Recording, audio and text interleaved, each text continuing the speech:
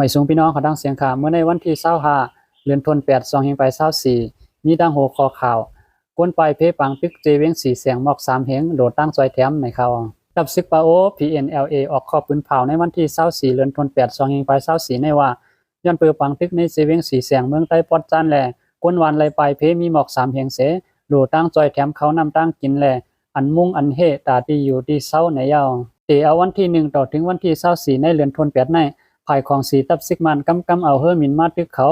กำปล่อยหมักลงใส่แล่กวนวาน2ก้อไหลลูดตายเสหมัดเจ็บ4ก้อในยาวคนในพื้นที่รัฐกว่าที่ข่าว AFA ว่าเขาเอาเฮอมินตึกซ้ำยื้อปลาหมักลงแทงออดอเหลียวกัดสีเสียงป้อมมียาวปางปลาลงไว้ยาว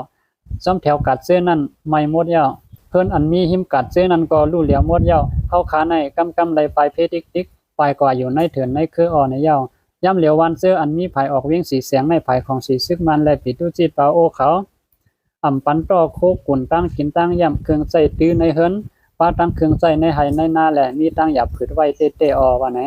PNLA ปืนภาวะที่จีเวียงสีเสียงในทับของสีซึกมันโฮมปิดตุจิตเปาโอ PNO และตั้งทับซึกหลอดแล้วเปาโอ PNLA เขาเป็นปังตึกกันไว้เสในเรือนทน8ในเป็นปังตึกกัน14ปอกภายเขาซิมเอาไล่หมักมือจิ้นย้ำเหมือนหนังกวางสิพาเล่าเครื่องตรน2ลำฝ่ายซึกมันลูดตาย350ก็ว่าไหนที่มาข่าวใต้ทีวีออนไลน์เงาหางเสียงใต้เตรียมไว้หนังในค่ะ